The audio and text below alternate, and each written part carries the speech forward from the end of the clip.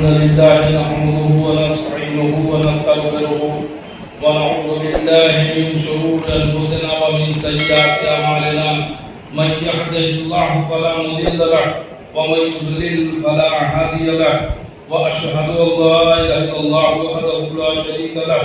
وأشهد أن محمدا عبده ورسوله أما بعد فإن خير الحديث كتاب الله وخير الهدي هدي محمد صلى الله عليه وسلم وشر الأمور محدثاتها وكل محدثة بدعة وكل بدعة ضلالة وكل ضلالة في النار. أعوذ بالله السميع العليم من الشيطان الرجيم. بسم الله الرحمن الرحيم. قد أفلح المؤمنون الذين هم في صلاتهم خاشعون والذين هم عن اللغو معرضون والذين هم للزكاة فاعلون والذين هم لفروجهم حافظون إلا على أزواجهم أو ما ملكت أيمانهم فإنهم غير ملومين ومن ابتغى وراء ذلك فأولئك هم العادون والذين هم لأماناتهم وعهدهم راعون والذين هم على صلاتهم يحافظون أولئك هم الوارثون الذين يرثون الفردوس هم فيها خالدون. رب اشرح لي صدري ويسر لي أمري واحلل عقدة من لساني يفقهوا قولي. رب زدني علما اللهم رب زدني علما آمین. ساری تعریفیں حمد و ثنا کی بجائی بڑائی پرشنسا اس اللہ رب العالمین کے لیے لائق و زیبا ہے جس نے زمین و آسمان ساری کائنات کو پیدا کیا اور بیش بہا درود و سلام ہو اس نام نامی اسم گرامی احمد مجتبیٰ محمد مصطفیٰ صلی اللہ تعالی علیہ وآلہ وسلم پر جنہیں ہماری ہدایت و رہنمائی کے لیے بھیجا گیا. معزز حاضرین جمعہ، نوجوان ساتھیوں اور جہاں تک میری آواز پہنچ رہی ہو سننے والی سبھی قابل احترام دینی ماں بہنوں، اللہ رب العالمین کی توفیق سے ایک بار پھر جمعہ کی ان بہترین گھڑیوں میں آج بتاریخ 27 اگست سن 2021 محمدی مسجد اہل حدیث مرزا پور یو پی اور ہند کی اس مسجد میں جس موضوع کے تعلق سے میں آپ کے بیچ لبکشائی کرنے کی سعادت حاصل کر رہا ہوں، اللہ کی توفیق سے وہ ٹاپک ہے مومن کے اوصاف، مومن کی نشانیاں، مومن کی پہچان، مومن کے اوصاف، کیا ان کی شناخت ہے، کیا ان کی پہچان ہے، کیسے جانا جائے گا کہ مومن کون ہے، اگر ہمیں مومن بننا ہے تو اس کے لیے کیا ہمارے اندر چیز ہونی چاہیے کہ جس سے ہم مومن بن سکیں. اور اسی کے لیے میں نے یہ قرآن مجید کے سورہ مومنون کی آیت نمبر 1 سے لے کر آیت نمبر 11 تک ابھی آپ کے بیچ خطبہ مضمونہ کے بعد اللہ کی توفیق سے میں نے آپ کے بیچ میں تلاوت کی.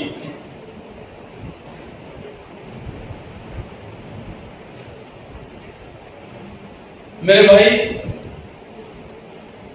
قرآن مجید کا جب ہم آپ مطالعہ کرتے ہیں تو دیکھتے ہیں تو ایمان والوں کی اس میں مخصوص طور پہ کچھ نام آئے اور جس میں خصوصی طور سے اللہ رب العالمین نے جیسے کئی جگہ پر ایمان خطاب فرمایا، مخاطب ہوا کیا لوگوں کو کہ یا ایھا الذین آمنو کر کے کہ اے ایمان لانے والوں. ایمان لانے کے بعد پھر وہ شخص مسلم ہو جاتا ہے، مسلمان ہو جاتا ہے. اب مسلمان جو بھی ہو گیا ایمان لے آیا، اللہ پر ایمان لے آیا، اللہ کی تمام کتابوں پر، اللہ کے نبیوں پر، آخری نبی محمد رسول اللہ صلی اللہ علیہ وسلم پر، فرشتوں پر، تقدیر پر، آخرت پر، ان 6 باتوں پر جو ایمان لے آیا تو وہ ایمان میں داخل ہو گیا، مسلمان ہو گیا. لیکن کیا صرف اتنا ہی کافی ہے اس کے لیے فلاح بہبود کے لیے اس نے جس وجہ سے جس مقصد سے وہ ایمان لایا ہے، جو سوچ کے ایمان لایا کہ اللہ تعالیٰ آپ سے راضی ہو جائے، ہماری آخرت سمجھ جائے، ہمیں جہنم کے عذاب سے، قبر کے عذاب سے نجات مل جائے، اور اللہ تعالیٰ ہمیں جنت میں جنت الفردوس عطا فرمائے، کیا صرف اتنا ایمان لانے کا دعویٰ کرنے ماتر سے ہی، کرنے بھر سے ہی صرف ہم جنت کے حقدار ہو جائیں گے، وہ بھی جنت الفردوس کے؟ نہیں، ایسا نہیں، بلکہ اس کے لیے اللہ رب العالمین نے قرآن مجید میں کچھ نشانیاں بتائی ہیں کہ یہ چیزیں جب تک تمہارے اندر نہیں ہوگی تب تک تم سچے مسلمان، سچے ایمان والے یعنی مومن نہیں ہو سکتے۔ ہر ایمان والا مسلم تو ہو سکتا ہے، مسلم میں اسلام میں داخل تو ہو سکتا ہے، لیکن ہر مسلم مومن نہیں ہو سکتا۔ اور آپ اگر قرآن کا مطالعہ کریں گے تو قرآن مجید کے سورہ یوسف آیت نمبر 105 میں اللہ تعالیٰ نے ارشاد فرمایا کہ ایمان لانے کے بعد اکثر لوگ مشرک ہی ہیں۔ ایسا بھی ہے کہ ایمان لانے کے بعد لوگ مسلم بھی ہوتے ہیں اور مشرک بھی ہیں، اور اکثر لوگوں کو مشرک کہا گیا۔ یہ شرک ان سے چھوٹا نہیں ہے، بس مسلمان ہو گئے، مسلمان گھر میں پیدا ہو گئے تو یا ایمان لانے کا دعویٰ بھرے، میں گیا تھا وہ فلاں جگہ پیر صاحب کے چلے میں گیا، وہاں گیا، مجھے اللہ نے ہدایت دی، میں پیر صاحب کے کاموں سے چپٹ گیا ہوں، مسلمان ہو گیا ہوں، اور لمبی لمبی داڑیاں، بڑے بڑے گیسو دراز کر کے، بات بڑھا کر کے اور پکڑ بنا کے اور پیر صاحب کے پیچھے لگے، وہ بھی اپنے آپ کو مسلم سمجھ رہے ہیں، مسلمان سمجھ رہے ہیں، جبکہ اسلام کی بہت سی چیزوں سے کوسوں دور سے ان کا واسطہ تک نہیں ہے۔ تو میرے بھائی، ایمان لانے کے بعد ہم مسلم تو ہو سکتے ہیں، مومن نہیں ہو سکتے۔ مومن کے لیے کیا کرنا ہوگا؟ ہمیں کچھ پریکٹیکل کرنا ہوگا، کچھ کر کے دکھانا ہوگا اللہ العالمین کو۔ اللہ تعالیٰ کو سب پتا ہے، وہ علیم بذات الصدور ہے، دلوں کے بھیدوں تک کو جانتا ہے۔ تو یہ بھی میں نے آپ کے بیچ میں قرآن مجید کے سورہ مومنون کی آیت نمبر 1 سے لے کر آیت نمبر 11 تک ابھی خطبہ مسنونہ کے بعد جو میں نے تلاوت کی، اللہ کی توفیق سے اس میں اللہ تعالیٰ نے کیا ارشاد فرمایا کہ یقیناً مومنوں نے، ایمان والوں نے فلاح حاصل کر لی، اس میں کوئی شک نہیں، جو مومن ہو گئے وہ کامیاب ہو گئے، انہوں نے فلاح حاصل کر لیا، وہ جنت کے حقدار ہو گئے۔ جو اپنی نماز میں خشوع کرتے ہیں، اب اللہ تعالیٰ یہاں سے نشانیاں بتا رہا ہے کہ کون ہے وہ جو مومنین ہیں، وہ کون لوگ ہیں جو فلاح پا چکے ہیں، فلاح پانے والوں میں سے ہیں، وہ کون ہے جو جنت الفردوس کے وارث ہیں،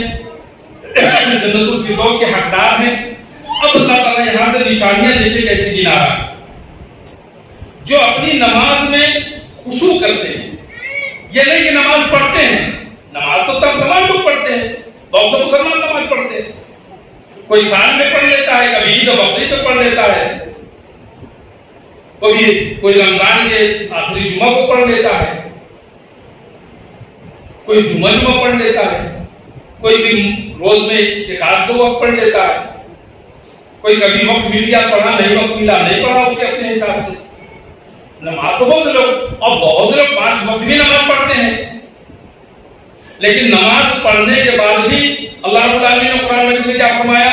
ان الصلاۃ تنہی عن الفحشاء والمنکر، بے شک نماز بے حیائی اور بری باتوں سے روک دیتی ہے۔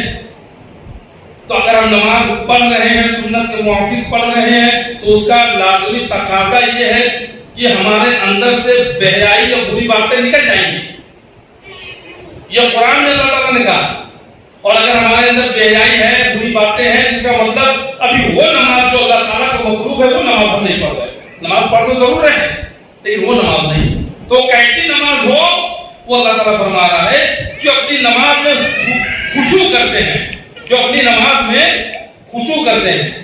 خشوع کس کو بولتے ہیں؟ خشوع، خضوع، یہ لفظ جو ہے اندر سے ہے، اندر سے، انترآتما، ضمیر سے، روح سے، اندر سے۔ جب اللہ رب العالمین کے سامنے سامنے جب ہم کھڑے ہوں اللہ اکبر کہہ کے ہاتھ باندھتے ہیں, اپنی نظروں کو نیچے کرتے ہیں, اللہ کے آگے دونوں ہاتھ اٹھاتے ہیں نا, جیسے کوئی کسی کو کبھی کوئی گن پوائنٹ پہ کوئی لے لے, ہینڈس اپ, ہاتھ اوپر, لوگ ہاتھ اوپر کر دیتے ہیں. کیا ہم سرنڈر ہو گئے, اپنے آپ کو آپ کے سپرد کر دیا, سرنڈر ہو جاتے. اللہ کے آگے جب ہم کھڑے ہوتے ہیں اس کی بارگاہ میں, تو اللہ کے آگے نہ ہم تیرے آگے بالکل سرنڈر, خالی ہاتھوں کے تیری بارگاہ میں آ رہے ہیں, اللہ ہم تیرے آگے سرنڈر ہو کے آ رہے ہیں, بالکل سرنڈر ہو جاتے ہیں. اور اللہ اکبر کہہ کے جب ہم نے ہاتھ باندھا, اب ہم یہ سوچیں کہ ہم اللہ کو دیکھ رہے ہیں. احسان کیا حدیث میں جو آتا ہے احسان کے بارے میں کہ اللہ کے نبی صلی اللہ علیہ وسلم کا احسان یہ ہے کہ تم جب نماز کے لیے کھڑے ہو تو یہ سوچو کہ ہم اللہ کو دیکھ رہے ہیں, اور نہیں اگر ایسی کیفیت ہو, نہیں پیدا ہو سکے, نہ کر سکو, تو کم سے کم یہ سوچو کہ اللہ ہمیں دیکھ رہا ہے, اللہ ہمیں دیکھ رہا ہے. تو یہ سوچو. تو جب آپ نماز کے لیے کھڑے ہو تو خشوع,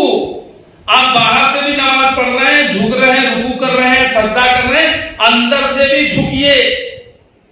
دماغ میں, ذہن میں بہت سے باتیں, خیالات, اور ایسی خیالات, ایسی باتیں جو آپ کے اور وقت میں نہیں آتی ہوگی, لیکن جو نماز کے لیے آپ نے اللہ اکبر کر کے ہاتھ باندھا, پتا چلا وہ ایک سے واہیات باتیں, بےہودہ باتیں, گندی سے گندی باتیں, خراب سے خراب باتیں, بے دینی کی باتیں, کہاں کی باتیں, سب دماغ میں پتا چلا کہ وہ وسوسے اور دماغ میں خیالات آنے شروع ہوتے ہیں. آپ جھٹکے اس کو جھٹک کر کے اللہ کے آگے آپ لگا رہے ہیں, تو پتا چلا کہ حدیث کی روشنی میں ہے کہ جب نماز کے لیے کوئی آتا ہے تو کوئی اتنا جو اللہ کے آگے خضوع اختیار کر کے عبادت کرتا ہے, تو کوئی وہ اپنی عبادت اس نماز کے ذریعے کوئی روپے میں 16 آنا ثواب لے کے جاتا ہے, کوئی 12 آنا لے کے جاتا ہے, کوئی 8 آنا لے کے جاتا ہے, کوئی 4 آنا, یعنی کوئی چوتھائی, کوئی تہائی, کوئی آدھا, اور کوئی مکمل پورا کا پورا. تو آپ کی نماز کے جو ہے جو طریقہ ہوگا, جو خضوع جو آپ جس طرح سے اندر کے ساتھ باہر سے ساتھ اندر بھی جو جھکیں گے, خضوع اختیار کریں گے, تو اس کا اجر و ثواب بھی آپ کو اسی طرح سے ملے گا. تو یہاں پر اللہ تعالیٰ قرآن مجید سورہ مومنون میں ارشاد فرما رہے ہیں کہ جو اپنی نماز میں خشوع کرتے ہیں, خشوع اختیار کرتے ہیں, اندر سے بھی جھکتے ہیں, اللہ کے آگے عاجزی انکساری سے اللہ کے آگے کھڑے ہوتے ہیں, عبادت کرتے ہیں, نماز ادا کرتے ہیں, جو لغو بات سے منہ موڑ لیتے ہیں. لغو بات کیا ہے؟ لغو بات وہ بےہودہ باتیں, غلط باتیں, بے کام کی باتیں, نررتھک باتیں, فضول باتیں جس کا کوئی مطلب نہیں ہے. واہیات بیٹھ کے 4 لوگ بیٹھ کے گپ سڑاکا ہو رہا ہے, بس خام خواہ کی ادھر کی باتیں جس کا کوئی مطلب نہیں, جس کا کوئی فائدہ نہیں. یا کبھی دین کے تعلق سے ہے تو اگر کوئی تھوڑی سی بات ہے تو اس کو اور زیادہ بڑھا چلا کے اتنا بڑھا دیے, وہ سب لوگوں کو یاد نہیں. اب لغویات کا تو بلکہ اور یہ غلو میں ہو جاتا, تو غلو ہو جاتا ہے, اپنے شکل آپ نے بڑھا دی. تو فضول چیزیں, فضول کی باتیں وہ اس سے اجتناب کرتے ہیں. مومن کا جو اوصاف ہے, مومن کی جو نشانی ہے, مومن فضول باتوں میں نہیں لگتا ہے, مومن فضول چیزوں میں نہیں لگتا ہے. مومن فضول باتوں سے, واہیات باتوں سے, لوگوں بات سے منہ موڑ لیتے ہیں. اگر کہیں جا رہا ہو, کوئی مل بھی گیا, کہیں بیٹھے بھی ہیں, اگر کوئی اس طرح کی گفتگو شروع بھی ہو گئی تو السلام علیکم کہتے ہیں, وہاں سے چل دیتے. میں چلتا ہوں, میرے پاس اتنا وقت نہیں ہے, میں اس طرح کے فضول باتوں میں اپنا وقت نہیں بیکار کر سکتا. آگے چلیے, جو زکات ادا کرنے والے ہیں. اب مومن کی تیسری نشانی اللہ تعالیٰ یہاں فرما رہے ہیں, کیا کہ جو زکات ادا کرنے والے ہیں. اب کوئی کہنے والا کہہ سکتا ہے کہ بھائی ہم تو غریب آدمی ہیں, ہمارے پاس تو اتنا صاحب نصاب ہم ہے نہیں, ہمارے پاس نہ اتنا نقد ہے, نہ ہمارے پاس سونا چاندی اتنا ہے, نہ زیورات ہیں کہ جس سے میں زکات ادا کروں, میرے کو زکات فرض ہو, تو اس کا مطلب کہ میں مومن نہیں ہوں. نہ, ایسا نہیں ہے. یہ ان کے لیے ہے کہ جن کے پاس اللہ تعالیٰ نے جنہیں صاحب نصاب بنایا ہے وہ زکات بھی ادا کرتے ہیں. جیسے نماز, اور نماز جب بھی آپ قرآن مجید میں پڑھیں گے کئی جگہ آپ کو ملے گا نماز کے ساتھ ساتھ زکات. اقیموا الصلاۃ وآتوا الزکات, اقیموا الصلاۃ وآتوا الزکات. نماز قائم کرو, زکات ادا کرو, نماز قائم کرو, زکات ادا کرو. تو نماز اللہ کا حق, زکات بندوں کا حق. اللہ نے اپنے حق کے ساتھ ساتھ بندوں کا بھی حق چھوڑ کے رکھا, تو زکات ادا کرتے ہیں. اور اگر ہم زکات کے لائق نہیں ہیں زکات ادا کرنے کے, جو اللہ تعالیٰ ہمیں دیا ہے, جتنا دیا ہے ہم اس میں اللہ کے نام میں اپنے ضرورت کے حساب سے بھی، اپنے گھر میں پریوار کو دیکھتے ہوئے ہم اللہ کی راہ میں بھی صدقہ کرتے ہیں، اللہ کی راہ میں بھی ہم خرچ کرتے رہتے ہیں۔ تو جو لوگ زکوٰۃ کی مستحق ہیں، جو دینے کے لائق ہیں، جو صاحب نصاب ہیں، ان لوگوں جو زکوٰۃ ادا کرنے والے ہیں، جو اپنی شرمگاہوں کی حفاظت کرنے والے ہیں، خواہ مرد ہو یا خواہ عورتیں ہو، خواہ لڑکے ہو خواہ لڑکیاں ہوں، اپنی شرمگاہوں کی حفاظت کرنے والے، وہ اپنے صرف شوہر یا اپنے بیوی کے علاوہ وہ کوئی اور ایسی جگہ پہ جہاں اسلام نے اجازت نہیں دی ہو، ایسی جگہ پہ اس چیز کو استعمال نہیں کرتے، اس کی حفاظت کرتے ہیں۔ اور اگر آج ہم نظر اٹھا کر کے دیکھیں، جس دور سے ہم آپ گزر رہے ہیں، یہ جو انٹرنیٹ کا دور چل رہا ہے، جو موبائل کا دور چل رہا ہے، جو ٹی وی کے جو دور چل رہا ہے، کہ اس میں آپ دیکھیں تو اکثر و بیشتر لوگ اس میں ملوث ملیں گے کہ اب اس گناہ کو کوئی عام گناہ بھی نہیں سمجھتا ہے۔ کتنے آپ کو اکثریت مل جائیں، بلکہ یہاں تک کہ پتہ چلا یہ کہ شادی شدہ ہیں، شوہر بیوی والے، پھر بھی بیویوں کو چھوڑ کر کے وہ دوسروں کے ساتھ رشتہ قائم کر رہے ہیں۔ کوئی بیوی ہے شادی شدہ ہے تو شوہر کو چھوڑ کر کے دو گھروں کے ساتھ رشتہ قائم کر رہے ہیں۔ کوئی شادی شدہ نہیں ہے پھر بھی وہ میاں بیوی کی طرح رہ رہے ہیں، اور ان کو بول رہے ہیں کہ لیو ان ریلیشن میں ہم رہتے ہیں، ہم میاں بیوی کی طرح رہتے ہیں اپنی رضامندی سے، تو قانون کی اس پہ کوئی سزا بھی نہیں ہے، لیکن اسلام نے اس کو حرام کرا دیا۔ اسلام کی سزا ہے، اگر شادی شدہ ہو کے کریں گے، اگر اسلامی اس حکومت رہے، اسلام کے اگر جو ہے قانون نافذ ہوگا تو اس کو سزائے موت ہے، اس کو مار مار کے مار دیا جائے، پتھروں سے مار سنسار کر دیا جائے۔ اگر کنوارے ہیں تو ان کے لیے بھی سزا ہے کہ ان کو چلو پتھر سے نہیں مارنے کا، لیکن یہاں ان کو اتنے کوڑے لگائے گئے تو سزا ہے وہاں پہ۔ تو اپنے شرمگاہوں کی حفاظت کر، مومنین جو ہیں وہ صرف سزا کے درس نہیں، اللہ کا حکم ہے ہمیں ماننا ہے۔ اللہ تعالیٰ اس سے ناراض ہوگا، ہماری آخرت بگڑے گی، دنیا میں بھی اللہ تعالیٰ اس کے لیے کہ ہمیں سزا دے سکتا ہے۔ اور ایک چیز یاد رکھیے، یہ میں قرآن حدیث کی بات تو نہیں کہہ رہا ہوں کہ قرآن حدیث میں ایسا ہے، لیکن ایک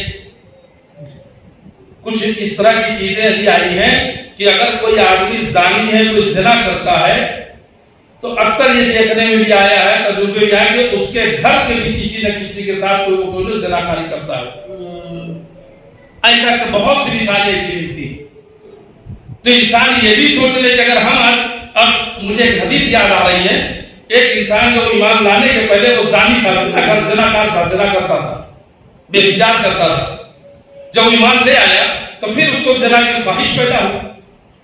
تو اب وہ سوچنے لگا کہ اگر تو میں مسلمان ہو گیا ہوں، ایمان لانے کے بعد اب اس کے بارے میں اسلام میں پتہ نہیں کیا ہے، چلو میں ذرا اللہ کے نبی سے پوچھ لوں۔ تو گیا وہ اللہ کے نبی صلی اللہ علیہ وسلم کے پاس پہنچا، صحابہ کرام بھی موجود تھے اور اللہ کے نبی صلی اللہ علیہ وسلم موجود تھے۔ تو وہ انسان جو کہ ایمان لے آ چکا تھا، صحابی ہو گیا تھا، تو پہنچ کے کہا کہ اللہ کے رسول یہ بتائیے کیا میں زنا کر سکتا ہوں؟ تو صحابہ لوگ اس کے اوپر غصہ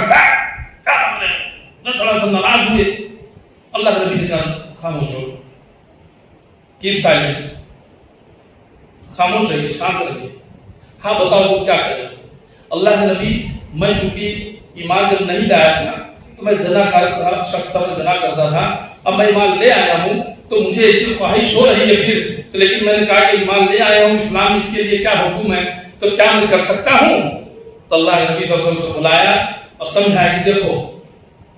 اگر کوئی جو عمل تم کسی غیر کے ساتھ کرنا چاہتے ہو، کسی اور عورت کے ساتھ، اگر کوئی وہ کام تمہاری ماں کے ساتھ یا تمہاری بیوی کے ساتھ یا تمہاری بیٹی کے ساتھ یا تمہاری بہن کے ساتھ اگر کوئی وہ کام کرنا چاہے تو کیا تم پسند کرو گے؟ کیا نہیں اللہ کے نبی پسند نہیں کریں گے؟ کیا تو سوچ لو کہ تم یہ فعل جس کے ساتھ کرنا چاہتے ہو وہ بھی تو کسی نہ کسی کی ماں ہو سکتی ہے، کسی کی بہن ہو سکتی ہے، کسی کی بیٹی ہو سکتی ہے، کسی کی بیوی ہو سکتی ہے، تو وہ اس کو کیسے پتا لگے گا، اس کو کیسے اچھا لگے گا؟ تو اس لیے تو آپ کو پتہ یہ چلا کہ اسلام میں جب داخل ہو گئے تو اب زناکاری نہیں ہے، زناکاری حرام ہو گئی، اب زنا نہیں کر سکتے ہیں۔ تو اس نے کہا کہ اللہ کے نبی آج کے بعد سے میں کبھی زنا نہیں کروں۔ تو آپ صلی اللہ علیہ وسلم کا یہ اسوہ حسنہ بھی دیکھیے، اخلاق بھی، کہ اگر کسی کو تنبیہ کرنا ہے، سمجھانا ہے تو اس کا طریقہ بھی نیا نیا تو داخل ہوا، اس کو تو پتہ نہیں، اب وہ گناہ سے اس کے دل میں کھٹک پیدا ہو تو جاننے آیا ہے نا، تو ایسا نہیں کہ وہ جاننے آیا تو اس کو ہم لتاڑنے لگے، اس کو برا بھلا کرنے لگے، پھٹکارنے لگے، بھگانے لگے، ایسا نہیں۔ اور صحابہ کے انسانی فطرت تو تھوڑا سا سنے تو بھڑک گیا، آپ صلی اللہ علیہ وسلم روکا بھی، خاموشی سمجھا، تو پتہ یہ چلا کہ زنا کی کوئی اسلام میں اندر اس کی کوئی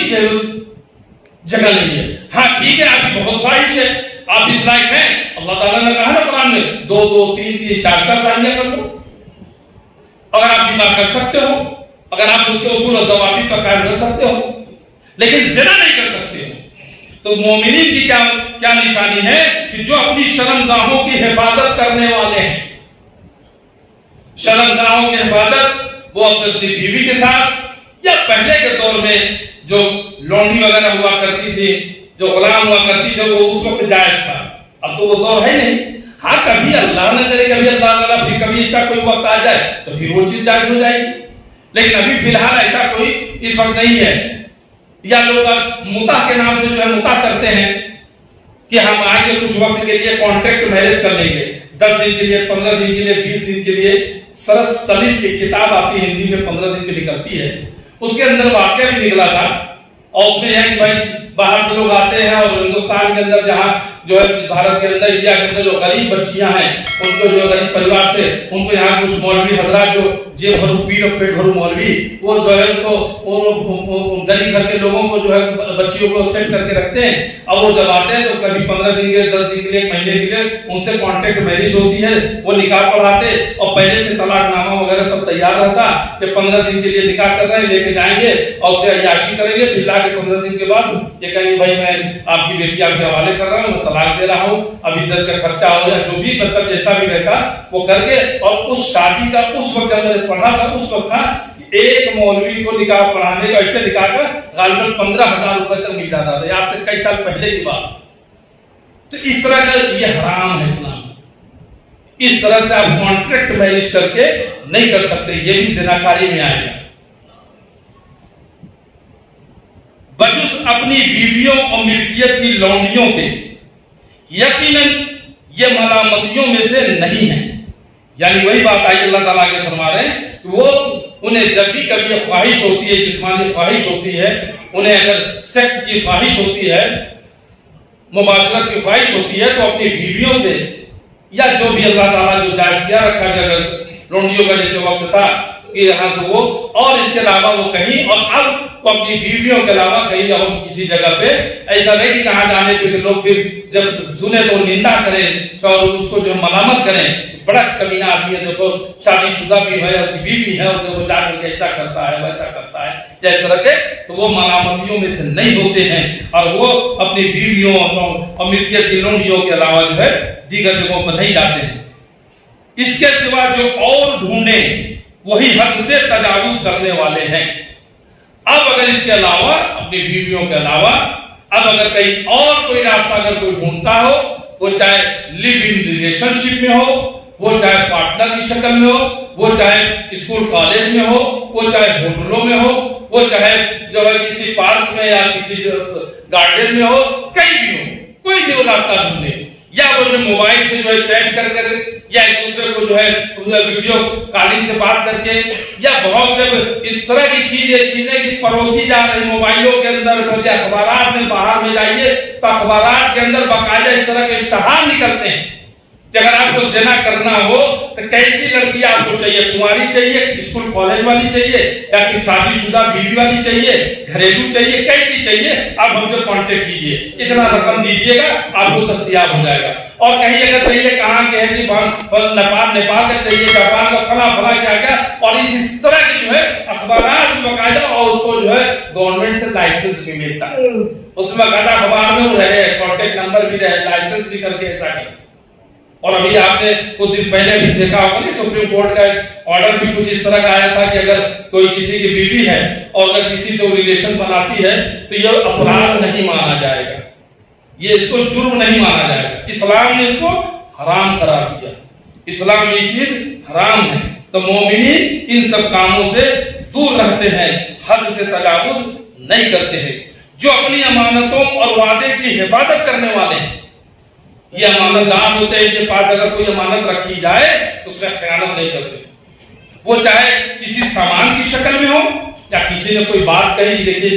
یہ میری پرائیویٹ بات ہے، ہماری نجی بات ہے، ویکتیگت بات ہے، میں آپ کو اپنا سمجھ کے یہ راز ہے جو میں آپ کو بتا رہا ہوں، تو اس کو آپ اپنے تک رکھیے گا، اس کی میری امانت آپ کے پاس ہے، وہ بھی امانت ہوتی ہے۔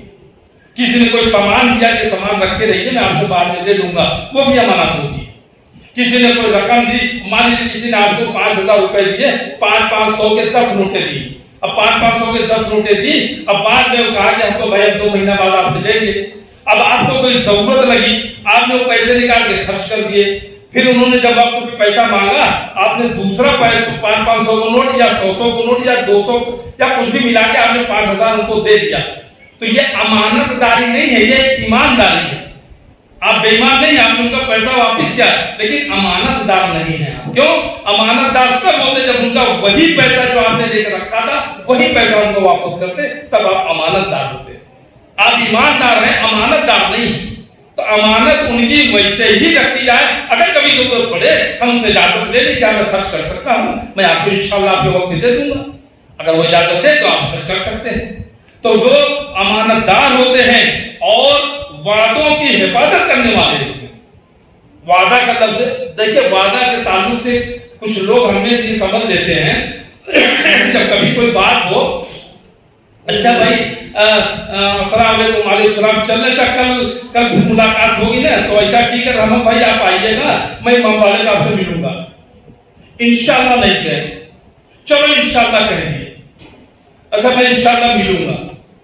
اب یہ کہہ دیں کہ انشاءاللہ ملوں گا، اب اس کے بعد یہ تھوڑا مطمئن ہوگا کہ انشاءاللہ کہہ دیے ہیں، چاہے جائیں ملے گا، جائیں گے، نہیں ہوگا تو نہیں جائیں گے، من میں ٹھان کے بیٹھ گئے، یا آپ نے کہہ دیا کہ وعدہ ہو گیا، یہ تو آپ کہہ نہیں سکتے ہیں کہ میں ملوں گا،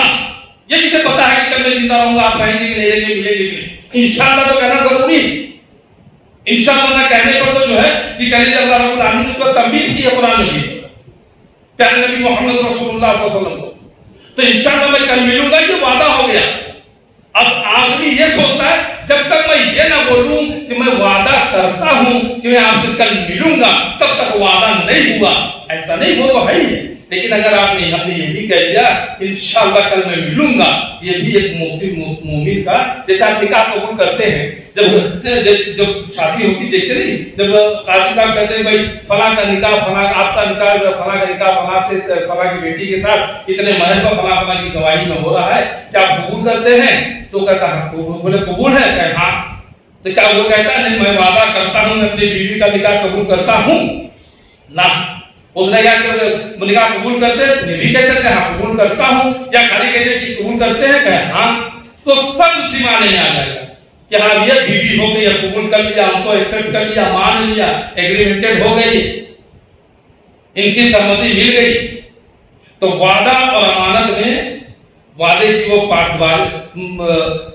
پاسداری رکھتے ہیں، وعدے کو پورا کرتے ہیں اور امانت میں خیانت نہیں کرتے ہیں۔ جو اپنی نمازوں کی نگہبانی کرتے ہیں، ابھی پہلے اللہ تعالیٰ نے جو کہا، جو شروع میں جو اپنی نماز میں خشوع کرتے ہیں،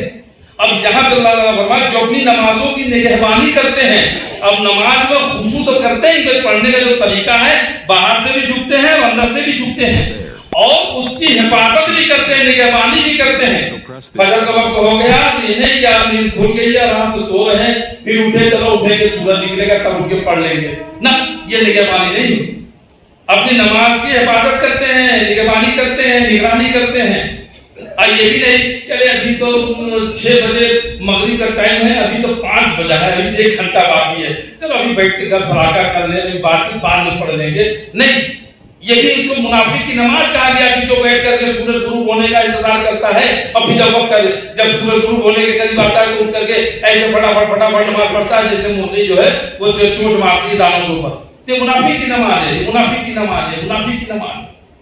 ایسا بھی نہیں، اپنے نمازوں کی جو نگہبانی کرتے ہیں، وقت متعین پہ، وقت معین پہ پڑھتے ہیں، اول وقت میں جہاں ہے اول وقت میں پڑھتے ہیں، اور سنت کے موافق پڑھتے ہیں، تو جو اپنی نمازوں کی آج اگر لوگوں سے کہا جاتا ہے کہ آپ نمازیں پڑھتے تو سنت کے موافق پڑھیے، تو کہتے ہیں سنت تو یہی دیکھتے ہیں کہ ہمارے یہاں تو عورتوں نے اللہ اکبر کیا سینے پہ ہاتھ باندھ لیتی ہیں، ہم مرد ہمارے اللہ اکبر کیا تو نیچے ہاتھ باندھ لیتے ہیں۔ تو ان سے پوچھئے کہ میرے بھائی نماز کس نے سکھائی ہمیں؟ پیارے نبی محمد رسول اللہ صلی اللہ علیہ وسلم نے سکھائی۔ پیارے نبی کو کس نے سکھائی؟ اللہ تعالیٰ نے سکھائی۔ اللہ نے نماز پڑھ کے سکھائی؟ نہیں۔ کیسے سکھایا؟ جبریل علیہ السلام سے ذریعے سکھایا۔ جبریل علیہ السلام آئے تو کیا انہوں نے سکھایا کہ جو عورتیں یہاں باندھے مرد یہاں باندھے؟ جناب سے پوچھے کسی مولوی صاحب سے، کیا کہیں حدیث میں آپ نے پڑھا کبھی؟ کہیں آپ نے دیکھا ہے؟ کہاں سے آپ کو پتہ چل گیا؟ تو پتہ ہے چلا حدیث کے آپ اوراق پلٹتے رہ جائیے، کسی بھی صحیح حدیث سے آپ کو نہیں ملتا، ایک حدیث میں نہیں ملتا کہ اللہ کے پیارے نبی محمد رسول اللہ صلی اللہ علیہ وسلم کی بیویاں، ان کی بیٹیاں وہ جب نماز پڑھتی تو سینے پہ ہاتھ باندھتی، صحابیان نماز پڑھتی تو سینے پر ہاتھ باندھتی، اور اللہ کے نبی نماز پڑھتے تو یہاں باندھتے تھے۔ ایک حدیث کوئی مائی کلام نہیں دکھا سکتا ہے انشاءاللہ۔ پھر کیوں ایسا اپنائے ہوئے جب حدیث میں نہیں ہے؟ اور اگر کہیں ملے گا بھی آپ کو حدیث میں، حدیث کی روشنی میں، تو یہی نہ ملتا ہے کہ اللہ اکبر کہہ کے بائیں ہاتھ کو دائیں ہاتھ رکھ کر کے سینے پہ رکھا، تو سینے کی ملتی ہے۔ پھر ایسا کیوں کر رہے ہیں؟ اب جب کر رہے ہیں تو کم سے کم اس کی نگہبانی تو کریے، تحقیق تو کیجیے۔ ارے اللہ کے بندے حدیث کو اٹھا کر تو دیکھیے، کتابیں نہیں ہیں، انٹرنیٹ پہ جائیے، گوگل ماریے، سرچ کیجیے، اسلام 360 کیجیے، حدیثوں کو نوٹ کیجیے، ایپ ڈاؤن لوڈ کیجیے، اٹھائیے بخاری، مسلم، ترمذی، ابو داؤد، نسائی، ابن ماجہ، کون سی حدیث آپ کو چاہیے؟ الحمدللہ علماء کرام بڑی محنتیں کر رہے ہیں، اسلام میں بہت کام ہو رہا ہے الحمدللہ۔ دیکھیے حدیث میں، دیکھیے کہاں پہ ہاتھ باندھا ہے۔ نہیں آپ کو سمجھ میں آتا، آئیے IRTC میں اسلامک ریسرچ اینڈ دعوت سینٹر ٹرسٹ میں آئیے، یہاں کتابیں موجود ہیں انشاءاللہ، اردو میں موجود ہے، عربی میں موجود ہے، ہندی میں موجود ہے، کون سی زبان میں آپ کو ہے؟ آپ آئیے، خود سے دیکھیے، خود سے پڑھیے، خود سے تحقیق کریے۔ اسی کو تو ریسرچ کہا جاتا ہے، صحیح تحقیق کریے، شودھ کیجیے، ادھیئن کیجیے، پڑھیے، جانچیے، اور اپنی نمازوں پر اپنے تمام چیزیں دینی معاملات کو سوچ درست کیجیے۔ تو میرے بھائی جو اپنی نمازوں کی نگہبانی کرتے ہیں یہی وارث ہیں، اللہ تعالیٰ کہہ رہا ہے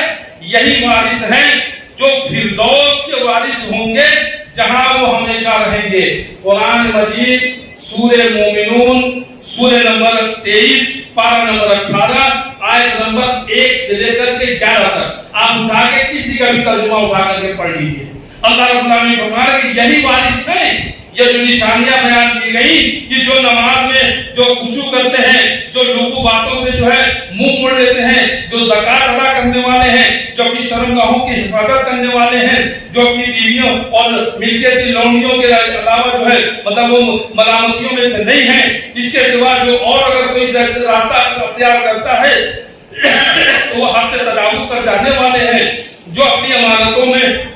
امانتوں اور وعدے کی حفاظت کرنے والے ہیں، جو اپنی نمازوں کی نگہبانی کرتے ہیں، یہی وارث ہیں جو فردوس کے وارث ہوں گے جہاں وہ ہمیشہ رہیں گے، یعنی جنت الفردوس۔ جنت میں سب سے اونچا مقام جنت الفردوس کے وارث کون ہوں گے؟ مومنین ہوں گے، مومن ہوں گے۔ وہ مومن کون ہوں گے؟ یہ نشانیاں اللہ تعالیٰ نے قرآن مجید میں بتائی۔ تو مومن کے میرے بھائی یہ اوصاف ہیں۔ اللہ رب العالمین سے دعا ہے کہ اللہ تعالیٰ ہم سب کو جو ہے اپنے جیتے جی اللہ تعالیٰ ہمیں تو مکمل طریقے سے پوری طرح سے یہ پورے یا ایھا الذین آمنوا ادخلوا فی السلم کافہ جو اللہ تعالیٰ نے فرمایا کہ ایمان والو اسلام میں پورے کے پورے داخل ہو جاؤ، ہمیں پورے کے پورے اسلام میں داخل کر کے ہمیں مکمل طریقے سے مومن بننے کی توفیق عطا فرما بارے اللہ۔ اللہ یا الذین اوصاف سے ہم سب کو تو نماز دے بارے اللہ۔ اللہ نے جب تک زندہ رکھ، ایمان پہ رکھ، قرآن و سنت پہ رکھ، اور جب موت دیتے ہی راہوں پر چلتے ہوئے شہادت کی موت دیتے اٹھا۔ اللہ ہم سب کو میں اپنے اہل و عیال کے جنت الفردوس عطا کر، جنت الفردوس عطا کر، جنت الفردوس عطا کر۔ جہنم کے عذاب سے بچا، قبر کے عذاب سے بچا، فتنہ دجال سے بچا۔ جہنم کے عذاب سے بچا، قبر کے عذاب سے بچا، فتنہ دجال سے بچا۔ جہنم کے عذاب سے بچا، قبر کے عذاب سے بچا، فتنہ دجال سے بچا۔ اللہ جو کچھ میں نے کہا اس میں جو حق ہے وہ تیری جانب سے ہے، کہنے سننے کوئی بھول جو کوئی غلطی ہوئی ہو تو میرے نفس کی طرف سے نہیں، شیطان کی طرف سے، اس کے دوست کو معاف کروانے لگا۔ اللہ تعالیٰ ہم سب کو کہنے سننے سے زیادہ عمل کرنے کی توفیق عطا فرما۔ اے اللہ ہماری ٹوٹی پھوٹی عبادتوں دعاؤں کو جنہوں نے سے دعاؤں کے اللہ آپ کی دعاؤں کو قبول فرما۔ آمین یا رب العالمین۔ السلام علیکم ورحمۃ اللہ وبرکاتہ۔